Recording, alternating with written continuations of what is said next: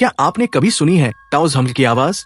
टाउस new Mexico का एक छोटा सा शहर है जहां लोग एक अजीब और रहस्यमयी आवाज सुनते हैं जिसे टाउस हम्ल कहा जाता है।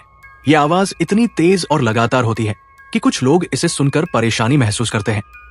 लेकिन अजीब बात यह है कि यह आवाज सिर्फ कुछ ही लोगों को सुनाई देती है और बाकी लोग इसे नहीं सुन पाते। वैज्ञानिकों ने बहुत कोशिश की है इस आवाज का कारण पता लगाने की, लेकिन अभी तक इसका कोई ठोस जवाब नहीं मिल पाया। क्या ये किसी अनजान शक्ति का असर है या फिर हमारी समझ से बाहर कुछ और है? यह रहस्यमयी आवाज आज भी लोगों के दिमाग में सवाल छोड़ जाती है। ऐसे ही हैरान कर देने वाले फैक्ट्स के लिए दी फैक्ट्स वॉल्ट को जरूर सब्सक्राइब करें।